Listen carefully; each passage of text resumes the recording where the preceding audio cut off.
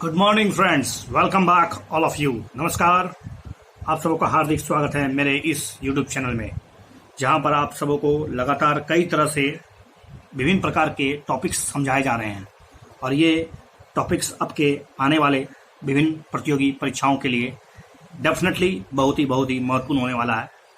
तो बने रहिए इस वीडियो में, अंत तक देखिए और चैनल को सब्सक्राइब करना बिल्कुल ना भूलें। और अगर चैनल आपको अच्छा लगता है तो अपने मित्रों के बीच इसे शेयर करें। चलिए, ये जो वीडियो है ये इतिहास का एक महत्वपूर्ण घटनाक्रम से जुड़ा हुआ है और ये वीडियो है आईएएस और अदर पीसीएस, इसके अलावा और भी जो कॉम्पिटिटिव एग्जाम है उसके लिए भी बहुत ज़रूरी है। तो आज का जो सेशन है वह है राष्ट्रीय आंदोलन के जो विभिन्न चरण हैं उन चरणों का जिक्र होगा, डिटेल में जिक्र होगा। ठीक है, तो देखिए मैं किस तरह से इसको प्रस्तुत करने की कोशिश कर रहा हूं। तो आपको पता होना चाहिए कि 19वीं शताब्दी जब चल रहा था तो 19वीं शताब्दी के उत्तरार्ध, मतलब उसके 30-40 दशक के बाद भारत में जो राष्ट्रीय चेतना बहुत तेजी से विकसित हो रहा था। मतलब कहा जाए तो 1870-80 के दरमियान जब कांग्रेस की स्थापना हुई, उसके बाद भारतीय राष्ट्र आंदोलन एक तरह से एक नई प्रगति पकड़ रहा था। तो देखा जाए तो दिसंबर 1885, ध्यान रहे आपको, दिसंबर 1885 ये महत्वपूर्ण दिन है। जी हाँ, इंडियन नेशनल कांग्रेस आईएनसी की स्थापना हुई थी। भारतीय राष्ट्र कांग्रेस जो आगे चलकर एक तरह से कहे तो इसी के नेतृत्व में विदेशी शासन से जो मुक्ति थी उसका एक लंबा प्रयास और साहसपूर्ण संघर्ष चलाया गया और स्वाधीनता की प्राप्ति की भरपूर कोशिश की गई। बिल्कुल आधुनिक राष्ट्रीय भारतीय राष्ट्रवाद का जो बुनियाद जो है वो आईएनसी के बनने के बाद एक तरह से प्रगति हुई। देखिए, ब्रिटिश शासन और उसके प्रत्यक्ष और परोक्ष परिणामों ने ही भारतीय राष्ट्र आंदोलन के लिए पर्याप्त भौतिक, नैतिक, बौद्धिक परिस्थितियां तैयार कर दी, जिसके कारण कई राष्ट्र आंदोलन हुए। उन्हीं राष्ट्र आंदोलन को अलग अलग चरणों में बांटा जाता है जनरली इतिहास के दृष्टिकोण से। तो पहला चरण हम लोग 3 चरण हम लोग क्लासिफाई कर लेते हैं। देखिए, फर्स्ट चरण जनरली हम लोग उसको उदारवादी चरण बोलते हैं। जी हाँ, उदारवादी चरण, जो कि 1885 से 1905 तक माना जाता है जनरली। ये कोई मतलब पत्थर की लकीर नहीं है कि इतना से इतना ही होगा, लेकिन जनरली से माना जाता है। उसके बाद फिर उग्रवादी चरण आता है। जी हाँ, उग्रवादी चरण जो कि 1905 से 1918 तक चलता है। और फिर हमारे देश में एक महान फरिश्ता, जी हाँ, मैं महात्मा गांधी की बात कर रहा हूं, इसलिए उनको हम लोग गांधीवादी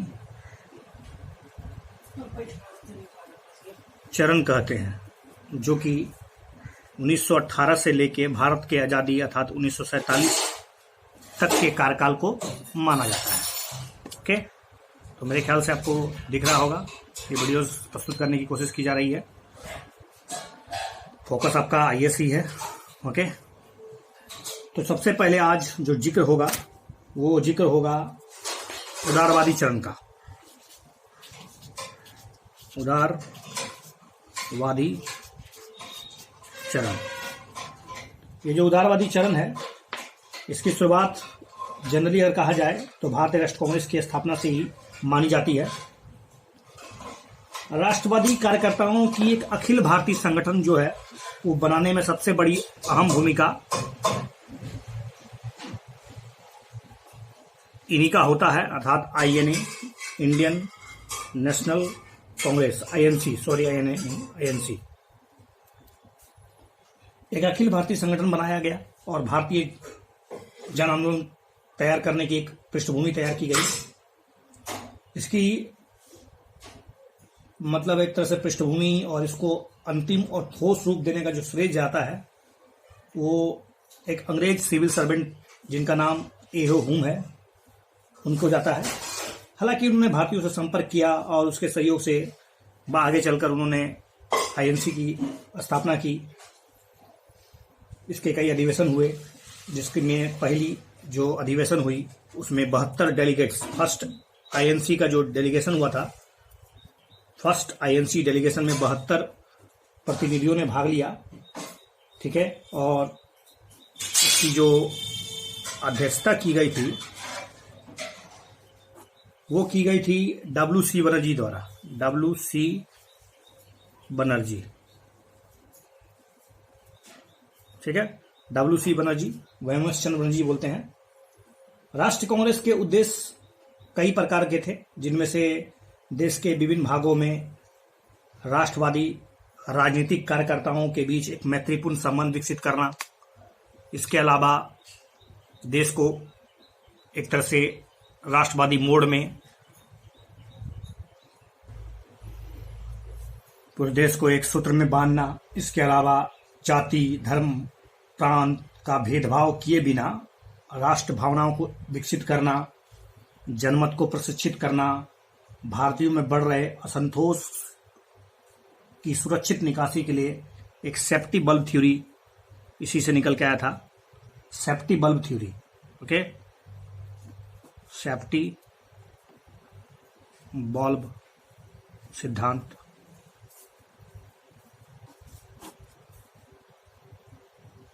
मगर सेफ्टी बल्ब का सिद्धांत सच्चाई का बहुत थोड़ा सा अंश है, यह पूरी अपर्याप्त और भ्रामक है।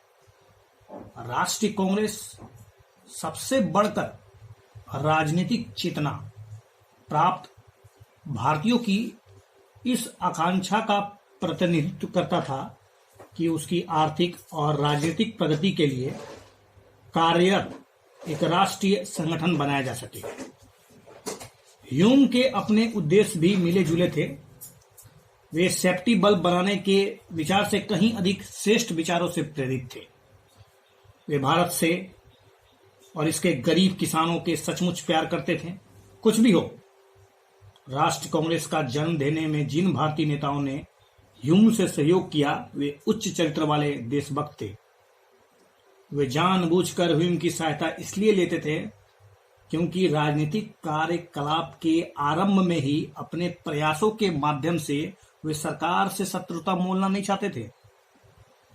अगर ह्यूम ने कांग्रेस का उपयोग अगर सेफ्टी बल्ब सिद्धांत के रूप में किया तो कांग्रेस ने इसे तड़ित चालक के रूप में इस्तेमाल किया। जी हाँ, 1885 में राष्ट्रीय कांग्रेस की स्थापना एक छोटे पैमाने पर हुई, लेकिन आगे चलकर इसका विस्तार होता चला गया। कांग्रेस ने एक पार्टी नहीं बल्कि एक आंदोलन को खड़ा कर दिया और आगे चलकर 1886 में ही इसमें 436 प्रतिनिधियों ने अलग अलग संगठनों और समूहों से इसमें शामिल होते गए। कांग्रेस का हर बार दिसंबर महीने में जनरली एक अधिवेशन हुआ करता था। जल्द ही इसमें और भी डेलीगेट्स शामिल होते चले गए। लेकिन क्या उदारवादी चरण की कुछ विशेषताओं पर अगर फोकस किया जाए तो that would be more important. देखिए, इसमें वकील, पत्रकार, व्यापारी, उद्योगपति, अध्यापक, जमींदार लोग अधिकांश होते थे। कलकत्ता विश्वविद्यालय की जो पहली महिला स्नातक जो कादम्बरी गांगुली थी, उसने कांग्रेस को संबोधन किया और इस प्रकार वो भारत की स्वाधीनता की संग्राम में स्त्रियों की एक पवित्र स्थिति को स्थापित करने में अहम भूमिका निभाई। इन्होंने अर्थात शुरुआती उदारवादी चरण के नेताओं ने लोगों के बीच सम्मेलन किया, समितियां बनाई, राष्ट्रवादी समाचार पत्र लिखे, प्रेस राष्ट्रवादी विचारों और राष्ट्रवादी आंदोलन को फैलाने में एक महत्वपूर्ण भूमिका बन चुका था। तो हम लोग अब इसके जो शुरुआती चरण में जो उदारवादी चरण थे उनके जो कुछ विशेषताएं थी, उनके कुछ कार्यक्रम या फिर कहे तो योजना की विशेषताएं।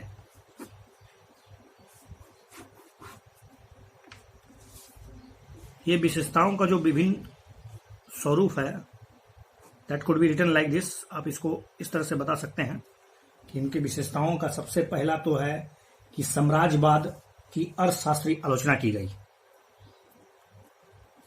साम्राज्यवाद की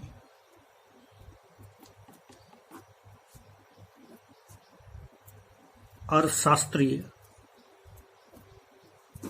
आलोचना, अर्थात आर्थिक दृष्टिकोण से किस प्रकार ने ब्रिटेन ने भारत की शासन व्यवस्था अर्थात उसकी आर्थिक प्रगति को रोक दिया, उसमें खुलकर लिखा गया। और इसमें साम्राज्यवाद की मतलब जो परिस्थितियां थी उसको स्पष्ट रूप से उजागर किया। इसमें से अगर कहा जाए तो सरकार के लगभग सभी महत्वपूर्ण आर्थिक नीतियां उनके खिलाफ एक शक्तिशाली आंदोलन खड़ा किया गया। और इनमें से सबसे प्रमुख नाम अगर सबको पता है, जिन्होंने कहा कि अंग्रेजों द्वारा भारत के आर्थिक शोषण सबसे कठिन है, सबसे घोर अपराध है, और दादा भाई नौरोजी जिनका नाम है, जिन्होंने 1881 में एक अस्थाई, एक बढ़ता हुआ, लगातार बढ़ता हुआ और विदेशी आक्रमण है जो धीरे धीरे ही सही मगर पूरी भारत को, पूरी देश को नष्ट कर देगा। विश्वास था कि विदेशी पूंजी के निवेश से मौजूदा पीढ़ी ही नहीं बल्कि भावी पीढ़ियों के लिए भी गंभीर आर्थिक और राजनीतिक खतरे उत्पन्न होने वाले हैं। उन्होंने भारी करों को भारतीय गरीबों का एक महत्वपूर्ण कारण बताया। विदेशी साम्राज्यवाद द्वारा देश का शोषण हुआ, उसे निर्धन बनाया गया, आर्थिक पिछड़ेपन को बनाए रखने की में इसकी महत्वपूर्ण भूमिका रही। ओवरऑल यू कैन सिंपली से कि भारतीय साम्राज्यवाद के जो आर्थिक अर्थशास्त्रीय आलोचना में आपको यही लिखना है, दादा भाई नौरोजी, दिनसा वाचा। इसके अलावा आप और दो महान व्यक्तियों का नाम अपने कमेंट सेक्शन में लिखिए, उनके कुछ किताबों का नाम, जैसे कि आपको पता होगा poverty on British rule in India is written by Dadabhai Naoroji, उनके द्वारा लिखा गया। और किस प्रकार से उसने भारत की प्रथम एक तरह से राष्ट्रीय आय का जनगणना मतलब एक तरह से गणना की और बताया कि 20 रुपया मात्र था उस समय। दूसरा अगर कहें तो संवैधानिक सुधारों पर उन्होंने क्या प्रयास किया उदारवादी चरण के द्वारा। संवैधानिक प्रयास, इनके फीचर्स थे, इनके गुण थे संवैधानिक प्रयास। शुरू में ही विश्वास था कि भारत में अंततः लोकतांत्रिक व्यवस्था, स्वशासन लागू होना चाहिए और वे कदम दर कदम मतलब धीरे धीरे ही अपनी स्वाधीनता की मंजिल पर पहुंच जाएंगे। संवैधानिक प्रयास करता गया। 1885 से 92 तक जो विभिन्न विधायी परिषदों को जारी किया गया, उसमें लगातार प्रसार किया गया, उसमें सुधार की मांग उठती रही। सार्वजनिक धन पर भारतीय नियंत्रण हो, उसकी मांग का नारा उठाया गया। और आपको पता होगा फेमस नारा जो कि फ्रांस की क्रांति का था, अगर आपको याद होगा तो, प्रतिनिधि नहीं तो कर नहीं, no tax without representation, no tax without representation. आपको पता होगा ये बहुत ही फेमस नारा था और भारतीय स्वतंत्रता संग्राम के दौरान भी इसे बहुत पहचाना गया। जैसा कि पता होगा ये नो टैक्स विदाउट रिप्रेजेंटेशन ये अमेरिकी स्वतंत्रता क्रांति के दौरान उत्पन्न हुआ था, ना कि फ्रांसीसी क्रांति के दौरान। ठीक है, तो आपको ओवरऑल ये समझाने की कोशिश की जा रही है कि इनके द्वारा लगातार संवैधानिक प्रयास किए गए, साथ ही साथ अपने लोकतांत्रिक मांगों के आधार पर उसको व्यापक बनाने में हालांकि वो असफल रहे, क्योंकि उन्होंने जनता में या स्त्रियों के लिए कोई मताधिकार की मांग नहीं की। ये सब आलोचना है, चलेगा ये आलोचना, आगे भी गंभीर रूप से इन पर आलोचना लगाया जाएगा कि शुरुआती चरण में जो आरंभिक राष्ट्रवादी आंदोलन थे वो क्यों फीका रहे। उसके अलावा जैसे कि स्वशासित उपनिवेशों की तर्ज पर ब्रिटिश साम्राज्य के अंदर ही रहना चाहते थे वो लोग, मतलब स्वराज की मांग उन्होंने कभी नहीं की, जिसे आगे चलकर गोपाल कृष्ण गोखले और फिर दादा भाई नौरोजी ने 1906 में उठाया। इसके अलावा तीसरा अगर प्रयास है तो प्रशासकीय और भी सुधार हुए, प्रशासकीय और अन्य सुधार किया गया, जिसमें इन्होंने प्रशासन में जो भ्रष्टाचार था, जो निकम्मापन था, जो दमन का चक्र चल रहा था, जिससे अथक प्रयास के माध्यम से इन्होंने प्रशासकीय सेवाओं में जो ऊंचे ऊंचे पद थे उसमें उसका भारतीयकरण हो, अधिक से अधिक भारतीय लोगों का उसमें प्रवेश हो। आर्थिक, राजनीतिक और नैतिक आधारों पर उन्होंने मांग उठाई। इससे इन्होंने स्पष्ट किया कि भारत की संपत्ति का लगातार दोहन हो रहा है। भारतीयों का भारतीयकरण करने से प्रशासन में भारत की आवश्यकताओं के प्रति अधिक सजगता बढ़ेगी। लोग अपने अधिकारों की मांग करेंगे। जैसा कि आपको पता होगा कि 1897 में भारतीयकरण करने के चक्कर में गोपाल कृष्ण गोखले ने इस प्रकार रखा कि विदेशी प्रशासन का अत्यधिक खर्चीलापन बहरहाल इसकी अकेली बुराई नहीं है, बल्कि यह नैतिक बुराई भी है, बल्कि यह कहे तो एक बहुत बड़ी बुराई है। राष्ट्रवादियों की मांग थी कि न्यायिक अधिकारियों को कार्यकारी अधिकारों से अलग कर दिया जाए। पुलिस और नौकरशाही के जो मनमाने अत्याचार चल रहे थे, जिसके कारण जनता बहुत परेशान थी, हताश थी, निराश थी। दमनकारी और निरंकुश व्यवहार के खिलाफ कई आंदोलन हो रहे थे। भारत के पड़ोसी देशों के प्रति आक्रामक विदेशी नीति का इन्होंने विरोध किया और भी सुधार की मांग की। तकनीकी और उच्च शिक्षा पर सुविधाओं को बढ़ाने की बात की गई। इसके अलावा उन्होंने कृषि और बैंकिंग में सुधार की बात की गई। पुलिस को ईमानदार हो, कुशल हो, जनता के लिए और पुलिस व्यवस्था में सुधार की मांग। ये सुधार प्रशासकीय और अन्य सुधार में आप लिख सकते हैं। इसके अलावा नागरिक अधिकारों की रक्षा की बात की गई। नागरिक अधिकारों की रक्षा, नागरिक अधिकारों की रक्षा के दृष्टिकोण में आप लिख सकते हैं कि किस प्रकार से लोकतांत्रिक विचारों को अपनी जड़ें जमाने के लिए इन्होंने लगातार प्रयास किया। पूना के जो दो भाई थे, नाटू बंधु जिसको कहते हैं, उन पर जो मुकदमा चलाया गया था, उनके लिए लगातार प्रयास किया कि इन्हें छोड़ा जाए। तिलक, जिन्हें अभी तक मुख्य रूप से महाराष्ट्र में ही जाना जाता था, रात ही रात जब उनको गिरफ्तार किया गया तो रातों रात वो अखिल भारतीय नेता बन गए। इस साथ ही साथ राजनीतिक गतिविधियां पर अगर नजर दौड़ा जाए कि राजनीतिक कार्यविधि क्या क्या था, राजनीतिक विधियां, इनके राजनीतिक विधियों के द्वारा किस प्रकार से उन्होंने उदारवादी चरण के रूप में, तो आपको पता होगा कि 1905 तक भारत के राष्ट्रीय आंदोलन पर उन लोगों का वर्चस्व था जिन्हें हम जनरली नरमपंथी कहते हैं। दे आर ऑल्सो कॉल्ड उदारवादी, they are also known as नरमपंथ। कानून की सीमा में रहकर संवैधानिक आंदोलन करते थे। धीरे धीरे ही सही व्यवस्थित ढंग से राजनीतिक प्रगति चाहते थे।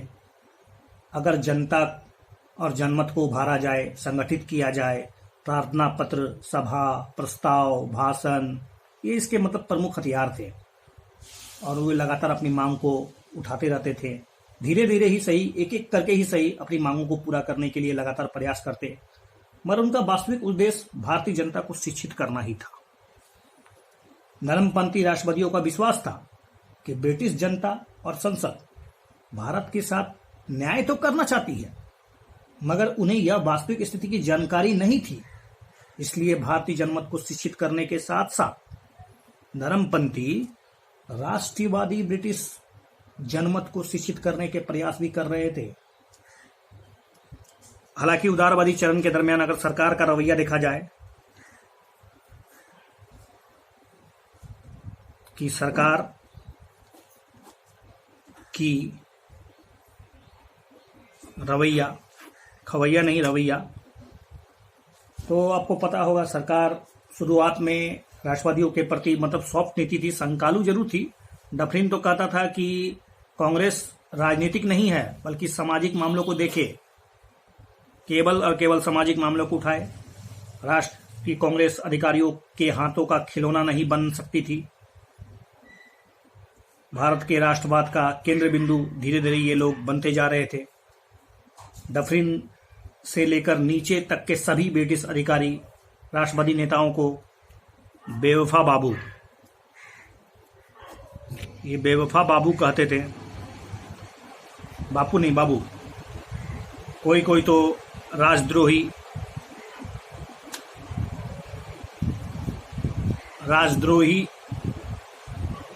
ब्राह्मण कहता था। किसी की नीति अगर देखा जाए सरकार के, तो कुछ लोग हिंसक, खलनायक कहते थे।